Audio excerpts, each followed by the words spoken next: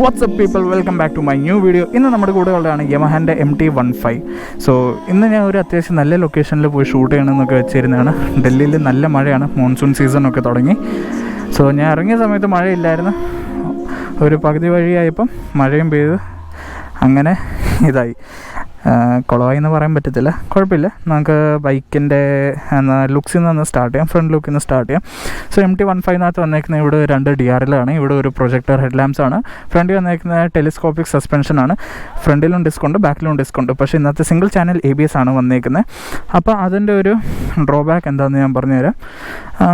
ഫ്രണ്ടിലെ ബ്രേക്ക് അത്യാവശ്യം നല്ല രീതിയിൽ തന്നെ ബൈക്ക് നിർത്തും. ബാക്കിലെ ബ്രേക്ക് ലോക്ക് ആവാൻ ടെൻഡൻസി കാണിക്കും.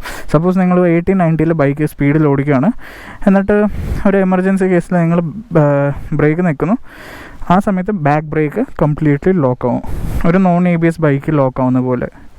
സോ ആ ഒരു ഡ്രോബാക്കാണ് എനിക്ക് MT-15 ബ്രേക്കിങ്ങിനകത്ത് തോന്നി. അല്ലാതെ ബ്രേക്കിംഗ് കപ്പാസിറ്റി എന്ന് വെച്ചാൽ ബ്രേക്കിംഗ് ഈ ബൈക്കിൻ്റെ എങ്ങനെയാണെന്ന് ചോദിച്ചാൽ നല്ലൊരു ബ്രേക്കിംഗ് തന്നെയാണ്. പക്ഷേ ഒരു സിംഗിൾ ചാനൽ ABS ഉള്ള ഒരു പ്രശ്നം മാത്രമേ ഞാൻ ഈ ബൈക്കിൽ കാണുന്നുള്ളൂ. അല്ലാണ്ട് ബൈക്ക് അടിപൊളിയാണ് ബ്രേക്കിങ്ങിൻ്റെ കാര്യത്തിൽ. ഞാൻ FC25 പറഞ്ഞ പോലെ നിങ്ങൾ ആ വീഡിയോ കണ്ടിട്ടില്ല, ഇപ്പോൾ ഐ ബട്ടണിൽ അതിൻ്റെ ഇത് വരുന്നുണ്ടായിരിക്കും, നിങ്ങളതും പോയി കാണുക. സോ ഈ ബൈക്ക് ഒരു സിറ്റി ഓറിയൻറ്റഡ് ബൈക്കാണെന്ന് വേണം പറയാം, ഫാസ്റ്റ് കമ്മ്യൂട്ടിങ്ങിന് വേണ്ടി, പിന്നെ ഒക്കേഷണൽ ടൂറിങ്ങും ചെയ്യാം. MT-15 വന്നേക്കുന്ന R15 അതേ സെയിം എഞ്ചിനാണ്, which produces 18.5 horse power at 10,000 RPM and 13.9 Nm of torque at 8,500 RPM.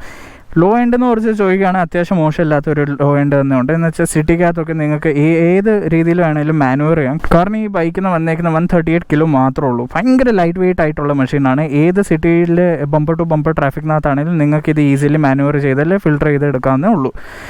So breaking എന്ന് കുറച്ച് പറഞ്ഞ്, എൻജിൻ എന്ന് കുറച്ച് പറഞ്ഞ്, ഇനിയിപ്പം ബാക്കിലേക്ക് വരാം. ബാക്കിൽ വരുമ്പോൾ നമുക്കൊരു മോണോഷോക്ക് സസ്പെൻഷനാണ് കിട്ടുന്നത്. ടെയിൽ ടൈഡിയാണ്, LED ബാക്ക് ലൈറ്റാണ് കിട്ടുന്നത്. പിന്നെ ഇൻഡിക്കേറ്ററൊക്കെ പഴയ കാലത്തെ ആ ഒരു യമഹ കൊണ്ടുവന്നുകൊണ്ടിരുന്ന അതേ ഒരു FZ-കകത്തും R15 കാണുന്ന ആ സെയിം ഇൻഡിക്കേറ്റേഴ്സാണ്. പിന്നെ ഈ ബൈക്കിൻ്റെ ഓണർ ഇതിനകത്തൊരു LED ബൾബ് വെച്ചിട്ടുണ്ട്. പിന്നെ ഈ ബൈക്കിന് ശരിക്കും ഇപ്പം 150cc സെഗ്മെൻറ്റിൽ മാസ്റ്റർ ഓഫ് ടോർക്ക് എന്നാണ് പറയുന്നത്. അതെന്താണെന്ന് വെച്ചാൽ ഇതിനകത്ത് ബാക്ക് സ്പ്രോക്കറ്റിനകത്ത് ടീത്ത് R15 വരുന്ന 48 ടീത്തുള്ള സ്പ്രോക്കറ്റാണ്, ഇതിനകത്ത് വരുന്ന 52 ടീത്തുള്ള സ്പ്രോക്കറ്റാണ്. സോ അത് ഇനീഷ്യലി ഈ ബൈക്കിൻ്റെ ടോർക്ക് കൂട്ടുന്നു. അതെന്താണെന്ന് വെച്ചാൽ ഇത് കുറച്ചും കൂടി റോഡ് ഓറിയൻറ്റഡ് എന്ന് വെച്ചാൽ സിറ്റി ഓറിയൻറ്റഡ് ബൈക്ക് എന്നുള്ള രീതിയിൽ ബിൽഡ് ചെയ്ത കാരണമാണ് യമഹ ഇതിന് 4 ടീത്ത് എക്സ്ട്രാ കൊടുത്ത്. സോ ഇതിൻ്റെ ടോർക്ക് കൂടി, പിന്നെ ഒരു 8,000 RPM കഴിഞ്ഞ് ബൈക്കിന് നല്ല രീതിയിൽ നല്ല പുള്ളാണ് കിട്ടുന്നത്. അതൊക്കെ കാണിക്കണമെന്നുണ്ടായിരുന്നു, ഈ മഴ ആയതുകൊണ്ടൊരു പ്രശ്നമാണ്. എന്തായാലും ഞാൻ ഓടിച്ച് കാണിക്കും, പക്ഷേ ടോപ്പ് സ്പീഡൊന്നും എടുക്കാൻ എനിക്ക് പറ്റത്തില്ല. പിന്നെ ഈ ബൈക്കിനകത്ത് വന്നേക്കുന്ന ഒരു 6 സ്പീഡ് ഗിയർ ബോക്സ് ആണ്. ഇനിയിപ്പോൾ ഗിയറിനെ കുറച്ച് പറയുകയാണ്, ബട്ടറി സ്മൂത്ത് ആയിട്ടുള്ള നല്ല അടിപൊളി ലൈറ്റ് വെയിറ്റ് ഒരു ഗിയറാണ്. എനിക്ക് ഫോൾസ് ന്യൂട്രലോ കാര്യങ്ങളൊന്നും ഇതുവരെ ഫീൽ ചെയ്തിട്ടില്ല MT-15. പിന്നെ ക്ലച്ച് എന്ന് കുറച്ച് പറയുകയാണെങ്കിൽ എനിക്ക് ഒരു ഫിംഗർ വെച്ച് ചെയ്യാനുള്ള ഭയങ്കര ലൈറ്റ് വെയിറ്റ് ആയിട്ടുള്ള ഒരു നോർമൽ വെറ്റ് ക്ലച്ചാണ് ഇതിലും വന്നേക്കുന്നത്.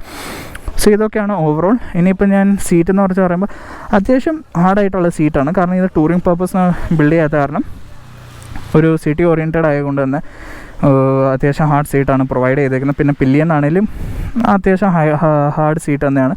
പിന്നെ ടെയിൽ സെക്ഷൻ എന്ന് കുറച്ച് പറയുകയാണെങ്കിൽ ഇതിൻ്റെ ഈ ടെയിൽ സെക്ഷൻ ടയറിനെ കാട്ടി അകത്തേക്കാണ്. യൂഷ്വലി നമ്മളിങ്ങനെ കാണത്തില്ല എല്ലാം ബൈക്കിനകത്തും, അത്യാവശ്യം ലെങ്ത് കാണും. കാഫി റേസേഴ്സിനകത്തൊക്കെയാണ് നമ്മൾ കാണുന്നത് ഈ ഒരു ഏരിയയിൽ വരുന്ന ടയറിൻ്റെ ഒരു പകുതി.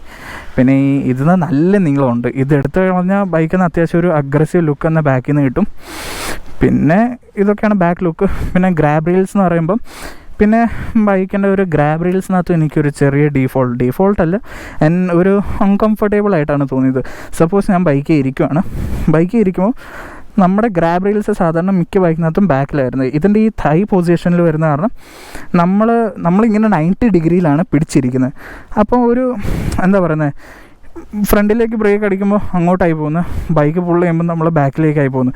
സത്യം പറഞ്ഞാൽ ഒരു ഗ്രാബ് റെയിലിൻ്റെ ഒരു ഇത് നമുക്ക് യൂസ് ഫീൽ ആവുന്നില്ല ഇത് പിടിക്കുമ്പോൾ. സോ ഇതൊക്കെയാണ് പറയാനുള്ളത്. കാരണം ഇത് നമുക്ക് പില്ലെന്ന് വെച്ച് റൈഡ് ചെയ്യാനുള്ള ബൈക്കല്ല ഇത്. Actually solo ride, occasional touring, ആ ഒരു മിക്സ് ആയിട്ടുള്ള ഒരു ബൈക്കാണ് വേണം പറയാം. FZ25 ഒരു ചെറിയ വേർഷനാണ്. പക്ഷേ ഇതിനകത്ത് 6 ഗിയർ ഉണ്ട്, അതിനകത്ത് 5 ഗിയറേ ഉള്ളൂ. ഇനിയിപ്പം ഫ്യൂലിനെ കുറിച്ച് പറയുകയാണ്. ഫ്യൂൽ കപ്പാസിറ്റി 10 ലിറ്ററാണ് വന്നേക്കുന്നത്. മൈലേജാണ് ഇതിനകത്ത് ഒടുക്കത്തെ മൈലേജാണ്. നമ്മളെല്ലാം ബൈക്കിനകത്തും കാണുന്ന പോലെ 30-35 ആ റേഞ്ചൊന്നുമില്ല. സിറ്റിക്കകത്ത് നിങ്ങൾ ഏറ്റവും റഫ് യൂസ് ചെയ്താലും 40 കുറയാൻ സാധ്യതയില്ല. നിങ്ങളൊരു നല്ല രീതിയിൽ ബൈക്ക് ഓടിക്കുകയാണ് 48 to 50 ഉറപ്പാണ്. ഹൈവേയിലൊക്കെ 55 വരെ കിട്ടുന്നവരുണ്ട്. സോ ആ ഒരു രീതിയിലാണ് യമഹ ഇതിൻ്റെ എൻജിൻ ഡിസൈൻ ചെയ്തേക്കുന്നത്. ഇനിയിപ്പോൾ ഇതൊരു ബിഗിനർ ഫ്രണ്ട്ലി ബൈക്കാണെന്ന് ചോദിച്ചാൽ ഞാൻ പറയും അതെ, ഇതൊരു ബിഗിനർ ഫ്രണ്ട്ലി ബൈക്കാണ്. ഒരു കുഴപ്പമില്ല. നിങ്ങളിപ്പോൾ ഒരു സ്കൂട്ടിയിൽ നല്ല ഒരു 100cc അല്ല ഈവൻ 150cc ഒരു പൾസർ പോലത്തെ ബൈക്കിൽ നിന്ന് അപ്ഗ്രേഡ് ആണ്, നിങ്ങൾക്കിത് നല്ല ഡിഫറൻസ് എന്ന ഫീലാവും. അതുമാത്രമല്ല ഇത് ഭയങ്കര ന്യൂട്രലായിട്ടുള്ള ബിഹേവിയർ ഉള്ളൊരു എൻജിനാണ്. എന്ന് വെച്ചാൽ ഇപ്പോൾ ഒരു ബിഗിനർ ഇരുന്നാലും അതിലൊരു അത്യാവശ്യം 300-400cc ബൈക്ക് ഓടിക്കുന്ന ആളിരുന്നാലും 2 ടൈപ്പ് പെർഫോമൻസ് ഈ ബൈക്കിന് പ്രൊവൈഡ് ചെയ്യാൻ പറ്റുന്നതാണ്.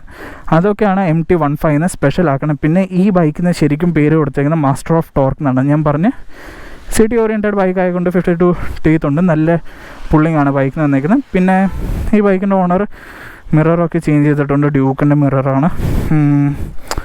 പിന്നെ ഈ ടാങ്ക് പാഡിൽ കാർബൺ ഫൈബറിൻ്റെ ഒരു സംഭവമൊക്കെ ഉണ്ട്. പിന്നെ ഈ സ്റ്റിക്കറുണ്ട്. അപ്പോൾ ഇതൊക്കെ ഉള്ളൂ ഇന്നത്തെ വന്നേക്കുന്നത് ചെറിയ ചെറിയ modifications. And yes, the Hazard lights look അല്ലേ, പൊളി സാധനം. സോ എന്നാൽ ഇനിയിപ്പോൾ നമുക്ക് ബൈക്കിലേക്ക് നേരെ കയറി ഇരുന്നിട്ട് ബാക്കി റൈഡിങ് പൊസിഷനും ബാക്കി കാര്യങ്ങൾ ഞാൻ പറഞ്ഞുതരാം. എക്സോസ്റ്റ് നോട്ട് കേൾപ്പിച്ചില്ലല്ലോ, അത് കേൾപ്പിച്ചേക്കാം.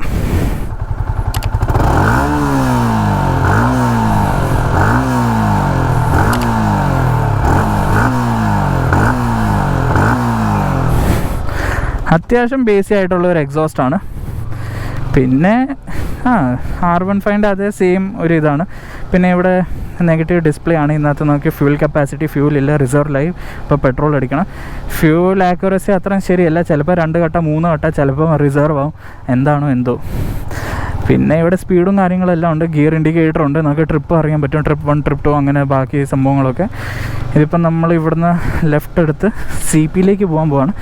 പിന്നെ എനിക്ക് ടോപ്പ് സ്പീഡും കാര്യങ്ങളൊന്നും കാണിക്കാൻ പറ്റത്തില്ല. പിന്നെ ഞാൻ പറയാൻ വിട്ടുപോയ കാര്യം എന്ന് വെച്ചാൽ ഇത് വന്നേക്കുന്ന റേഡിയൽ ടയർസാണ്. കോർണറിങ്ങും കാര്യങ്ങളൊക്കെ ചെയ്യുമ്പോൾ അത് കുറച്ചും കൂടി സേഫാണ്.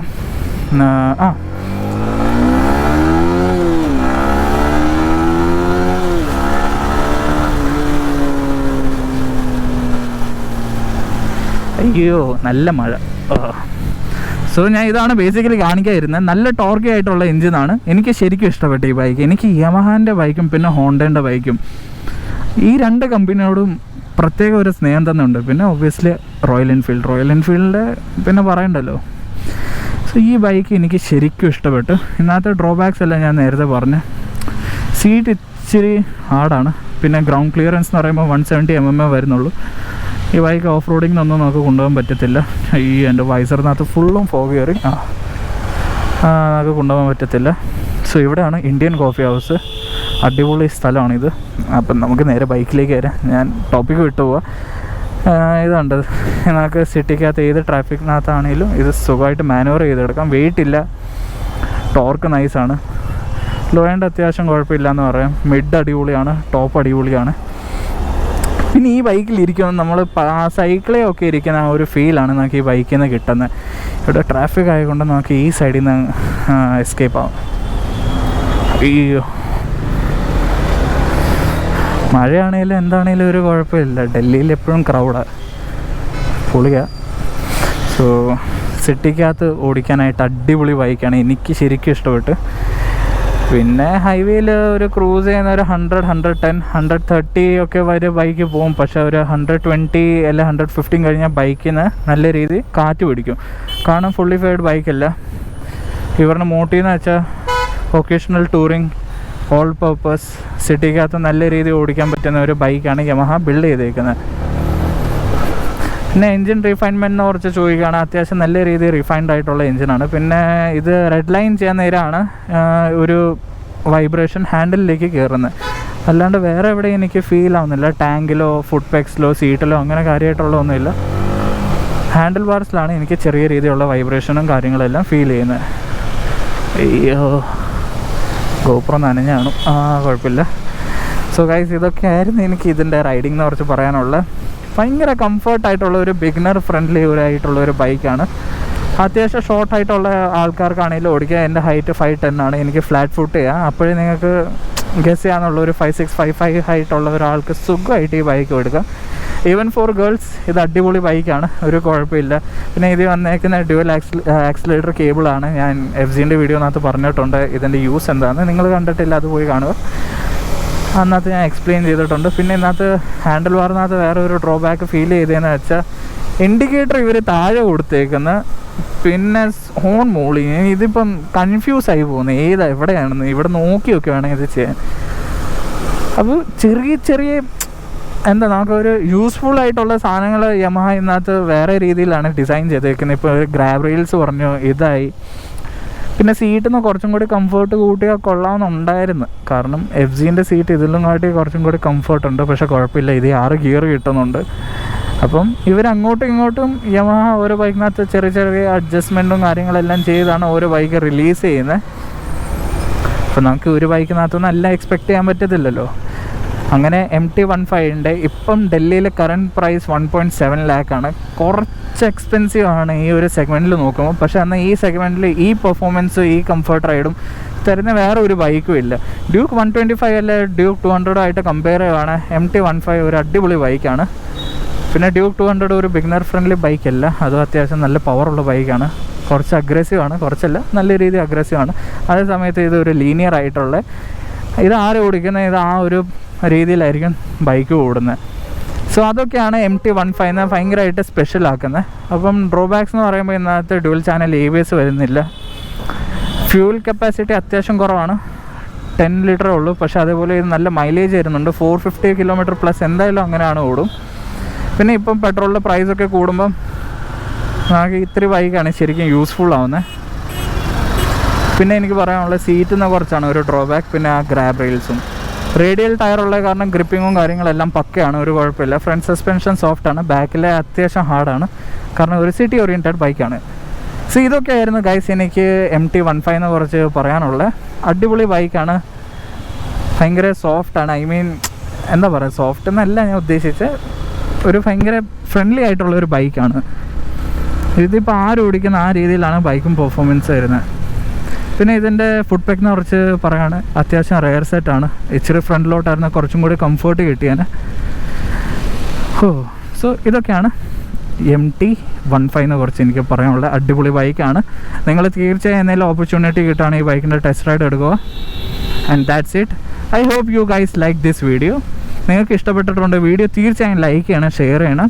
ചാനലിലോട്ട് പുതിയതാണ്, സബ്സ്ക്രൈബ് ചെയ്യാതെ പോലെ. അയ്യോ, ഇതിന്ന് ഫ്രണ്ട് മരം വീണ്. സബ്സ്ക്രൈബ് ചെയ്യാതെ പോലെ. And yes, till then guys, be safe, stay healthy, enjoy the weather.